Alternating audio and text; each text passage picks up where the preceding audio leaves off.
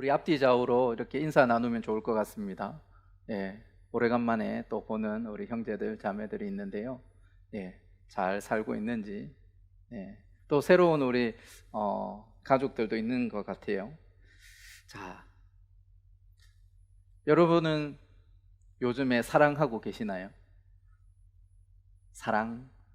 예, 실제로 데이트를 하고 있는, 교제를 하고 있는 우리 형제 자매들도 있을 거고, 예, 그런 마음을 품고 있는 우리 형제 자매들도 있을 거고, 아니면 꼭 사랑의 대상이 이성이 아니라 어, 하나님이기도 하고, 아니면 어떤 나의 지금의 일, 아니면 어떤 나의 어떤 취미, 그런 것들도 사랑일 수도 있습니다. 예, 그 대상은 다양할 수 있는데, 사랑이라는 주제는 참 교회 안에서뿐 아니라 우리 일상의 우리의 삶 속에서도 참 많이 다루어지는 주제이기도 합니다.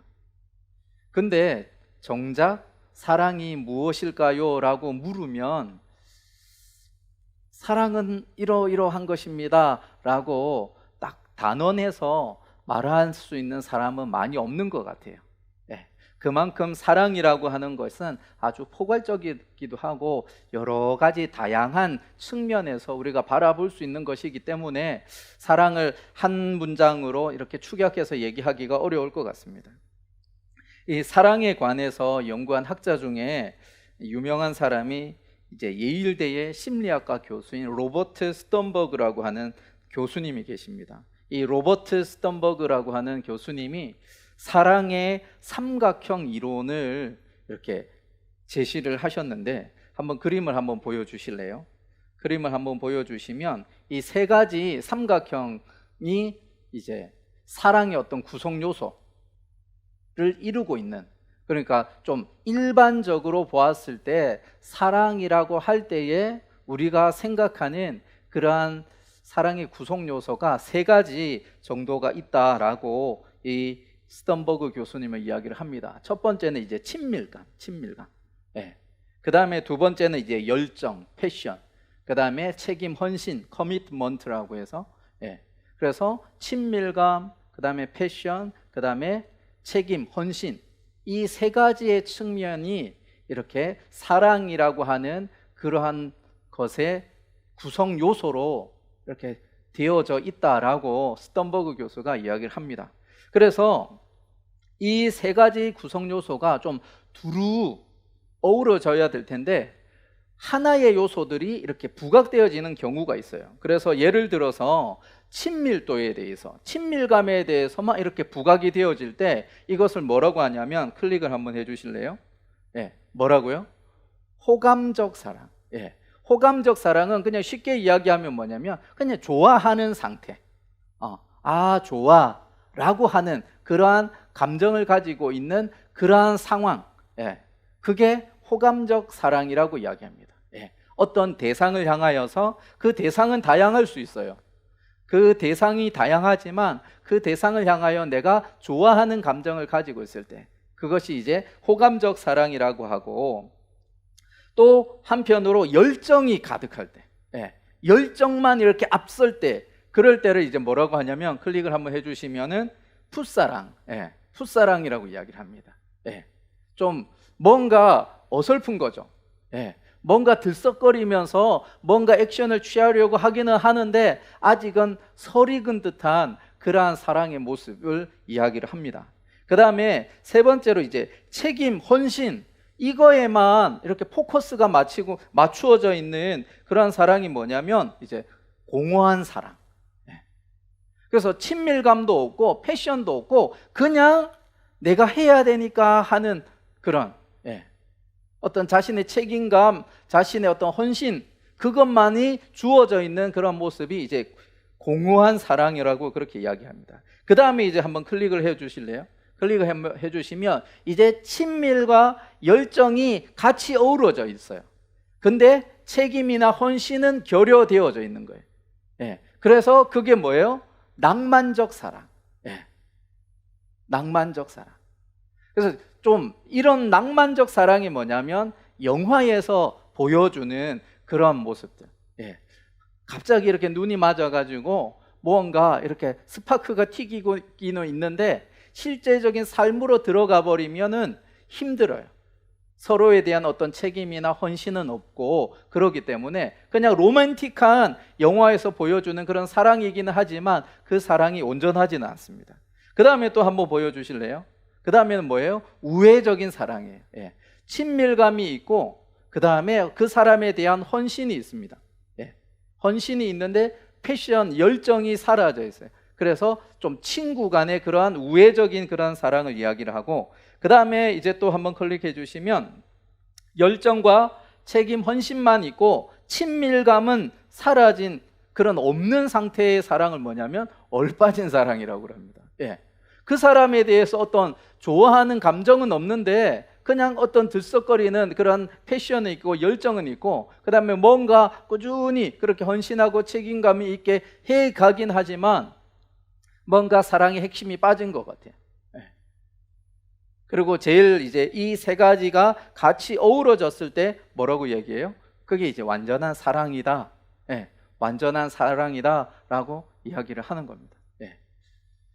어떻게 보면 좀 그럴듯하지 않습니까?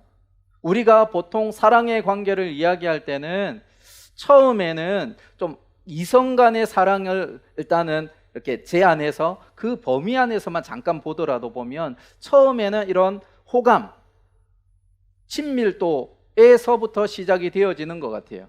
그리고서는 그게 열정으로 나타나서 그 상대에 대한 어떤 나의 액션들이 나타나고 드러나는 것 같아요. 근데 거기서 끝나면 한낮 하룻밤에 그냥 꿈과 같은 사랑으로 끝나버립니다. 근데 거기에 뒷받침되어지는 책임과 헌신이 이어질 때 그 사랑의 관계가 아름답게 어우러져 가는 거죠. 아름답게 어우러져요. 예.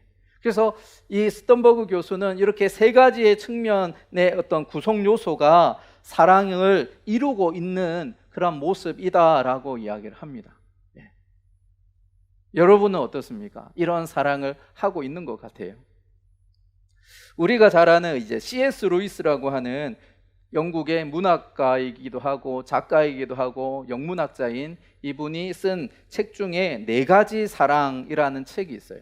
네 가지 사랑이라는 책이 있는데 그 책의 내용을 보면 우리의 인간의 일생을 이렇게 네 가지 종류의 사랑으로 표현을 합니다. 우리 한번 같이 읽어볼까요? 시작. 인간은 에로스에 의해 태어나고 스톨게에 의해서 양육받으며 필리아에 의해서 다듬어지고 아가페에 의해서 완성된다. 예. 지금 요 노란색으로 표시되어져 있는 글자들은 실제로 이제 헬라어, 그리스적인 그런 표현으로서 사랑을 묘사하는 단어들입니다. 예. 그래서 맨 처음에 에로스는 우리가 뭐 잘 익히 사용하는 단어이니까 이성 간의 그런 사랑을 이야기를 한다면, 그 다음에 뭐예요? 스톨게. 스톨게는 이제 혈육 간에 나누는 그런 사랑을 이야기합니다. 그래서 특별히 부모와 자녀와의 관계 속에서 나누는 그러한 사랑의 관계가 바로 스톨게이고, 그리고 필리아는 뭐냐면 우정, 예.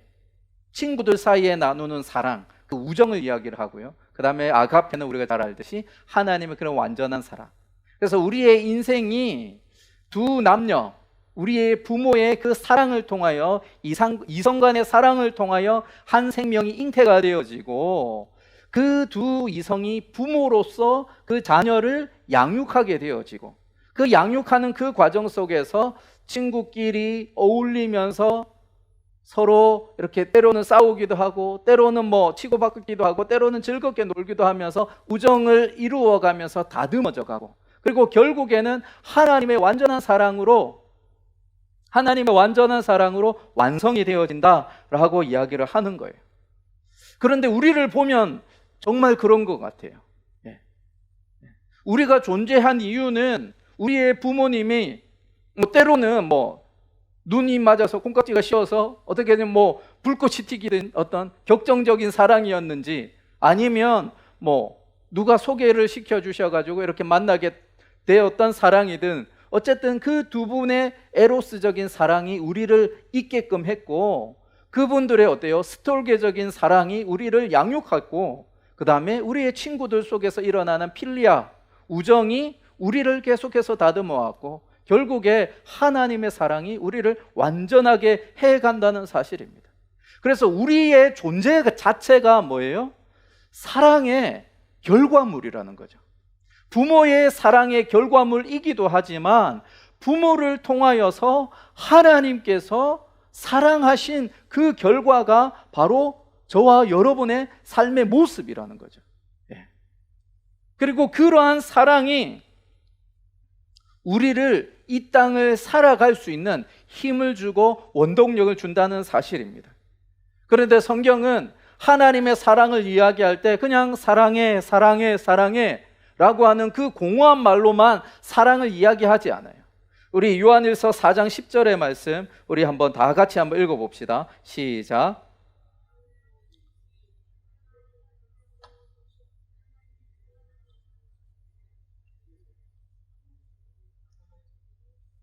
네, 하나님의 사랑은 뭐예요? 실제적인 거예요. 네. 하나님의 사랑은 우리가 실제적으로 만질 수 있고 경험할 수 있다는 거죠. 그냥 너 사랑해 라고 하는 그것이 아니라 그 사랑이 실제적인 것으로 나타난 거죠. 예. 특별히 죄의 문제로 하나님과의 관계가 깨어지고 정말 절망과 죽음의 저주 속에서 호우적거리던 우리를 주님의 사랑으로 우리를 회복시켜 주셔서 십자가의 그 사랑으로 우리를 회복시켜 주심으로 말미암아 우리가 하나님의 자녀가 되어졌다는 거예요. 그래서 우리가 하나님의 사랑을 이야기할 때 그 사랑은 그냥 말로만 그치는 그런 사랑이 아니라 어떤 피상적인 사랑이 아니라 실제적이고 실행되어진 실제적으로 움직여진 그러한 사랑이라는 거죠. 그리고 그 사랑의 결과물이 바로 우리이고 우리가 이 자리에서 예배할 수 있다는 사실입니다. 주님께서 십자가에 달려 죽으심으로 말미암아 죄로 멀어졌고 무너졌던 하나님과의 관계를 회복시켜 주시고 그리고 부활하심으로 말미암아 그 부활의 주님을 우리가 만남으로 하나님의 자녀가 되어지고 하나님과의 그런 친밀함을 누리게 되어지는 거죠. 아까 우리 스턴버그 교수가 얘기했던 그 친밀과 열정과 책임과 헌신이 주님의 십자가의 그 사랑에 고스란히 다 담겨져 있다는 사실이에요. 가까이 하고 싶고 그 좋아하는 마음을 그냥 표현하는 그것에서 아니라 그것을 실제적으로 실행하면서 나타낸 증거가 십자가였고 그 십자가의 제물이 되신 분이 바로 예수 그리스도라는 거죠. 그 예수 그리스도의 그 사랑이 우리를 지금 이 자리에 있게끔 하고 있고 우리가 이 땅을 살아갈 수 있는 그러한 힘이 되게 하고 있다는 사실입니다. 그런데 문제는 사랑에는 뭐예요? 늘 모든 게 다 잘 되던가요? 사랑의 관계는 그냥 잘 풀려가던가요? 아니잖아요. 사랑에는 늘 방해꾼이 있습니다. 늘 장애물이 있어요. 우리 요즘에 유행하는 유명한 드라마가 있습니다. 오늘과 내일이면 이제 마지막인데 사이코지만 괜찮아 라는 드라마 있어요. 예, 아마 즐겨보는 분도 아마 있을 텐데 이 드라마 속에는 여러 가지 상처와 아픔, 그런 치유하는 그런 과정들, 그리고 오히려 약한 자이지만 그 약자를 통해서 오히려 강한 듯 보여지는 그 사람이 위로를 받게 되어지고 힘을 얻게 되어지는 그런 모습들도 보입니다. 근데 그냥 큰 줄거리 속에서 보면 두 남녀의 사랑의 이야기예요. 근데 그 사랑의 관계가 그냥 쉽게 이어지나요? 그러지 않잖아요. 방해자가 있습니다. 예. 가장 가까이는 저기 형님이잖아요. 형님. 예. 자폐를 갖고 있는 형님. 내 동생은 내 건데 왜 너가 그러느냐 이러면서 그렇게 방해를 합니다. 그렇지만 그 형님이 이제 그 사랑의 관계를 이해하면서 이렇게 더 이렇게 보듬어주는 그런 형님도 있고, 또 옆에 있는 또 저기 서브 여주인공이 되는 그분도 어쨌든 이렇게 방해자의 역할이었는데 지금은 또 이렇게 도와주는 역할을 하기도 하고, 또 두 남녀 주인공의 어머니의 사건 때문에 그게 장애물이 되어져서 지금 또 어려움이 있고 그것이 이제 풀려나가야 되는 그런 상황 가운데 있습니다. 그래서 사랑에는 장애물이 있어요. 그리고 방해자가 있습니다. 그런데 아이러니한 거는 뭐냐면 이 장애물이, 이 방해꾼이 오히려 그 사랑을 어떻게 만들어요? 무너뜨리는 것이 아니라 그 사랑을 더욱더 사랑스럽게 만들어 간다는 거죠. 더욱더 분명하게 만들어가고 더욱더 견고하게 만들어가고, 그 사랑이 오히려 그 방해로 말미암아 그 장애물 때문에 더욱더 확실해진다는 거예요. 오히려 장애물이 없었고 그냥 방해꾼, 회방꾼이 없었으면 어쩌면 밋밋하게 흘러갈 수 있는데, 그러한 장애물 때문에, 회방꾼 때문에 그 사랑이 진짜 사랑인지 서로를 검증하게 되어지고 서로에 대한 그러한 확신을 갖게 되어지고, 그러면서 더욱더 견고하고 단단하고 더욱더 굳건해진다는 사실입니다. 우리가 이제 성경을 보면 아가서가 있어요. 아가서가 이제 사랑의 노래라고 이야기를 하는데, 그 주인공이 누구냐면 솔로몬 왕과 그 다음에 술람미 여인입니다. 무명의 그냥 그 여인이에요. 솔로몬 왕은 어때요? 잘 나가는 사람입니다. 근데 술람미 여인은 그저 한낱 광야에서 목양을 하는, 그냥 양을 치는 여인일 뿐이에요. 그런데 어느 날 솔로몬이 그 여인을 바라볼 때 사랑에 빠지게 되어지고, 그 사랑의 관계가 무르익어 갈 때 그 속에 방해꾼이 일어나는 거예요. 질투하는 사람들이 일어나고 또 오해가 쌓이기도 하고. 근데 진정한 사랑은 어때요? 그 오해와 그 방해를 뛰어넘어가게 되어집니다. 그래서 그 아가서의 결론부에 따르면 8장 6절에 이렇게 이야기를 합니다. 우리 한번 같이 읽어보겠습니다. 너는 나를 도장같이 마음에 품고 도장같이 팔에 두라. 사랑은 죽음같이 강하고 질투는 수월같이 잔인하며 불길같이 일어나니 그 기세가 여호와의 불과 같으니라. 우리 7절도 읽어볼게요. 많은 물도 이 사랑을 끄지 못하겠고 홍수라도 삼키지 못하나니 사람이 그의 온 가산을 다 주고 사랑과 바꾸려 할지라도 오히려 멸시를 받으리라. 예, 지금 7절에 보면 많은 물이 사랑을 끄지 못하고 홍수도 삼키지 못한다, 그렇게 이야기합니다. 뭐예요? 그 많은 장애물이 있고 그 많은 방해자, 회방꾼이 있다 할지라도 진정한 사랑은 그 어려움을 뛰어넘는다는 사실입니다. 그 어려움을 뛰어넘어 사랑이 사랑임을 보여주는 그러한 계기가 되어진다는 거예요. 우리가 오늘 읽은 우리 8장 35절도 보십시오. 누가 우리를 그리스도의 사랑에서 끊으리요? 그 다음에 뭐라고 합니까? 한번 읽어봅시다. 환난이나 공고나 박해나 기근이나 적신이나 위험이나 칼이랴. 그리스도의 사랑에서 이런 여러 가지 다양한 그런 장애물들이 있고 그런 회방꾼들이 있는데, 그것들은 도무지 그 사랑을 끊을 수 없다 이야기를 합니다. 우리 또 38절, 39절의 말씀 또 한번 읽어봅시다. 시작. 확신하노니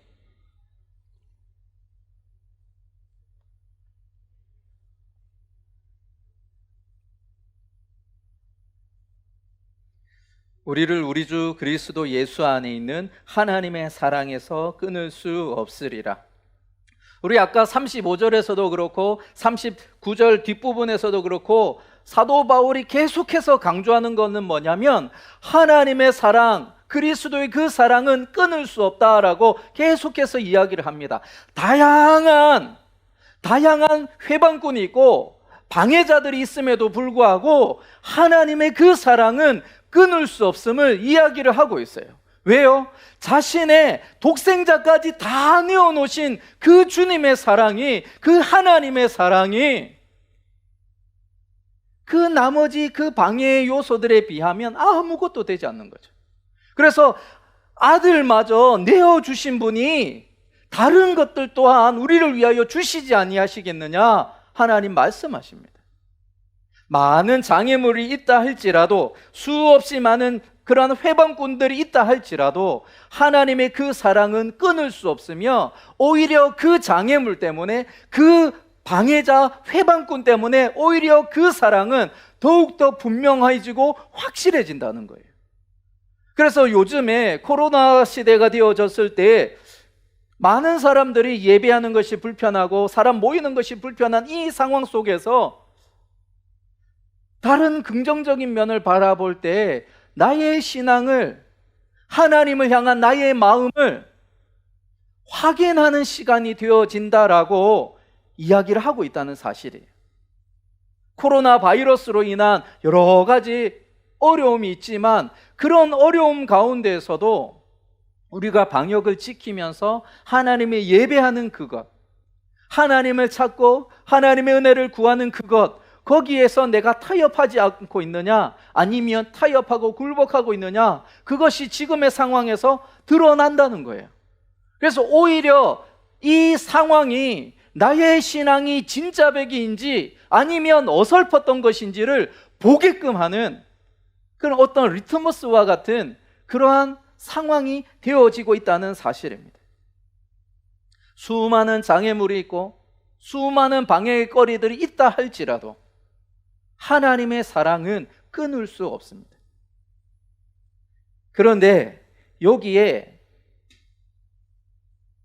끊을 수 없는 하나님의 사랑에도 위태로운 요소 한 가지가 있어요. 그것은 뭐냐면 사랑이라고 하는 것은 관계의 언어이기 때문에 한쪽만이 향하서는 안 된다는 거예요. 하나님은 늘 우리를 변함없이 사랑하십니다. 그것은 어제나 오늘이나 내일이라 영원토록 변함이 없어요. 근데 문제는 나에게 있어요.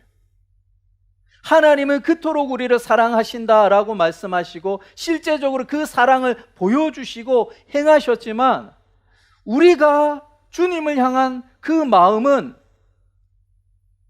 때로는 흔들린다는 사실이에요. 프랑스 작가의 롤랑 바르트라는 분이 있습니다. 롤랑 바르트가 쓴 사랑의 단상이라고 하는 그런 책이 있어요.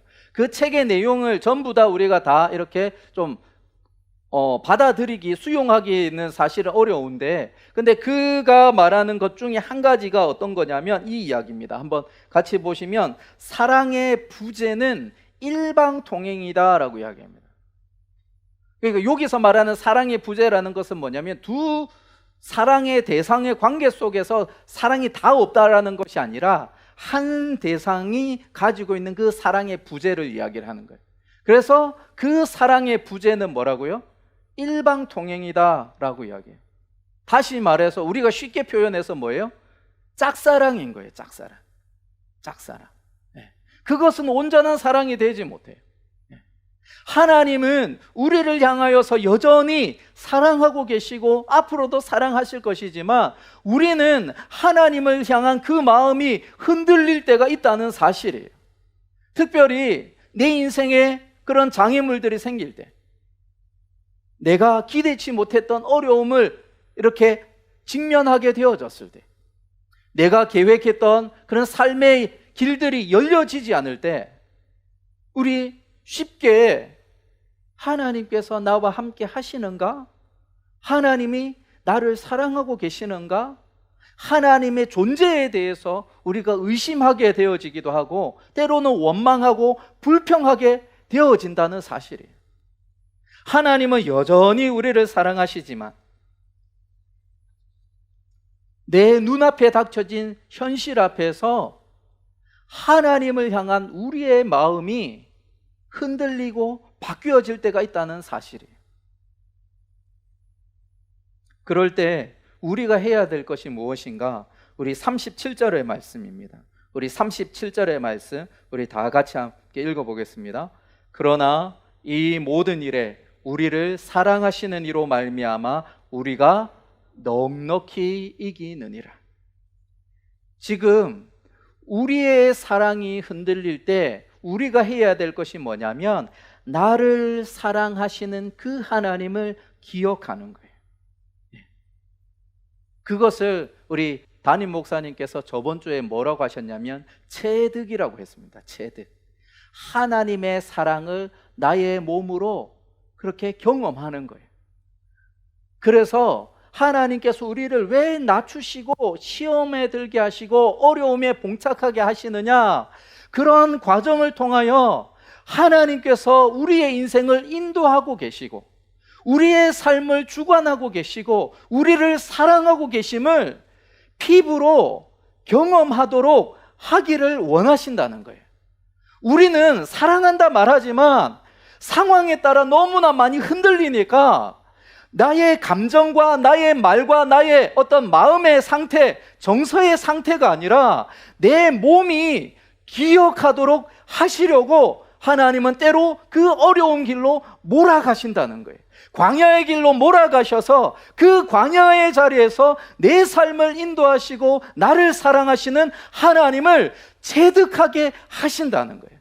그리고 그 사랑을 체득한 사람은 어때요? 다른 어려움이 있어도 내 인생 가운데 역사하셨던 그 하나님을 기억하면서 이겨낼 수 있는 거예요. 그것이 하나님의 백성들의 삶의 모습이다. 우리 담임 목사님이 저번 주에 설교를 해주셨어요.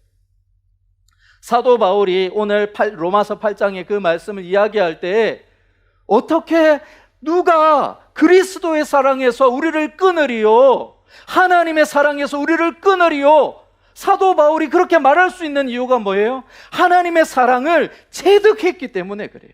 그가 선교사로서 일평생을 살아가면서 자신의 삶을 하나님께 다 내어놓았을 때 고난이 있고 어려움이 있었습니다. 죽을 뻔을 여러 번 했었어요. 기근과 정말 고통 가운데 처했을 때로 사도 바울은 어때요? 하나님의 사랑을 체득했기 때문에 그 어떤 것도 그리스도의 사랑을, 하나님의 사랑을 끊을 수 없다라고 이야기를 할 수 있다는 사실입니다. 내가 힘든 일을 당할 때에 내 삶을 그 이전에 사랑해 주셨던 하나님을 기억하면 이겨낼 힘이 생겨요. 여러분들이 지금껏 살아오면서 삶에 여러 가지 어려움이 있었을 거예요.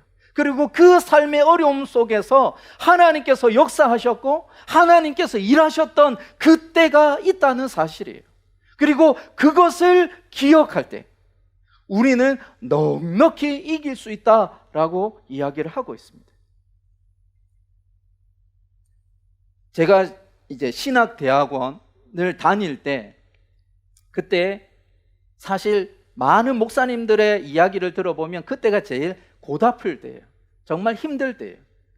그때 신학대학원을 다닐 때 그 이전에는 제가 회사를 다니고 있었습니다. 뭐 기아자동차도 다녔었고 그 다음에 또 외국계 회사도 다니면서 경제적으로 어려움이 없었어요.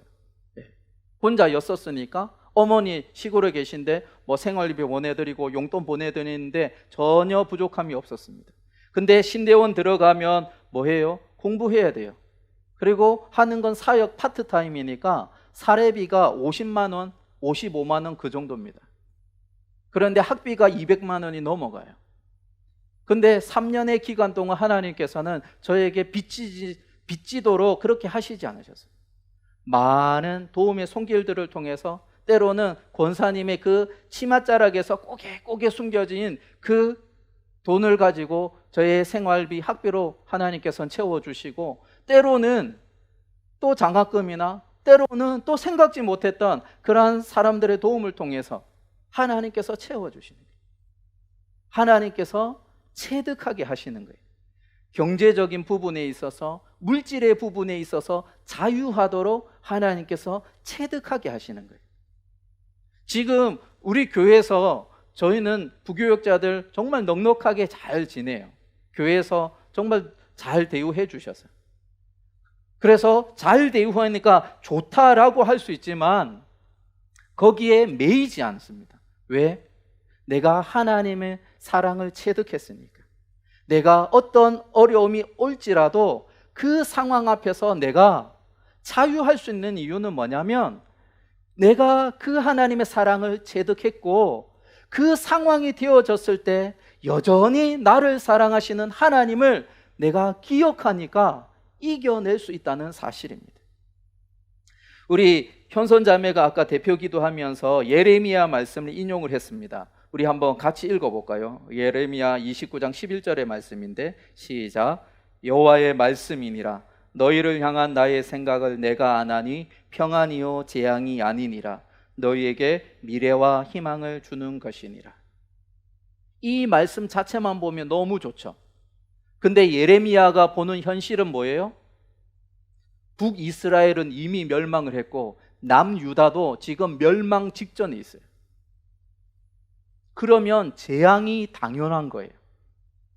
그런데 하나님께서 예레미야에게 주시는 말씀은 뭐라고 그럽니까? 재앙이 아니고 평안이야. 미래와 희망을 주는 것이야 라고 이야기합니다. 보여지는 현실은 절망이에요. 멸망을 눈앞에 두고 있는 상황인데 예레미야가 이 말씀을 대언할 수 있는 이유가 뭐예요? 그 인생 가운데 역사하시는 하나님을 체득했기 때문에 그가 눈앞에 보여지는 상황 앞에서도 흔들리지 않고 하나님의 말씀을 증거할 수 있다는 사실입니다. 우리가 변함없으신 하나님의 사랑, 끊을 수 없는 하나님의 사랑을 내가 기억할 때 우리는 내 앞에 보여지는 여러 상황 앞에서도 흔들리지 않고 믿음을 지키며 그 길을 걸어갈 수 있다는 사실입니다. 저희 은사 교수님 중에 한 분이 계신데 그분은 그 유학하는 중에도 중국 선교에 마음을 두고 계속해서 이렇게 선교를 하셨던 분입니다. 유학생이 재정적으로 여유가 없어요, 사실. 그런데 그분은 중국 땅을 향한 그러한 하나님의 부르심이 있어서 그가 방학 때마다 시간이 있을 때마다 선교지로 가서 중국을 가서 그렇게 오지에서 선교를 하는데 선교지를 가보면 알지만 선교지에 있는 그러한 분들이 이렇게 쉽게 마음을 열지 않아요. 쉽게 마음을 열지 않을 뿐더러 뭔가 조금 열려졌다 싶었다가도 또 갑자기 돌변하기도 하고 그 태도가 바뀌어져 버리는 그럴 때가 참 많이 있어요. 그래서 이 정말 내가 헌신해서 그들을 섬기려고 이렇게 하고 있는데 그들이 반응하지 않을 때 너무나 어려운 거예요. 그래서 그곳에서 오랫동안 선교를 하셨던 선배 선교사님의 집에 찾아가서 좀 이 답답한 마음을 나누려고 이렇게 갔는데 마침 그 선교사님이 안 계신 거예요.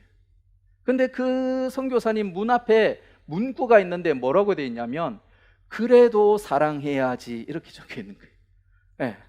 그 답답한 마음을 가지고 갔는데 그 문구 자체가 하나님께서 저희 은사 선생님에게 주시는 그런 응답처럼 들려진 거예요. 그래, 그래도 사랑해야지. 그러면서 또 열심히 섬겨요.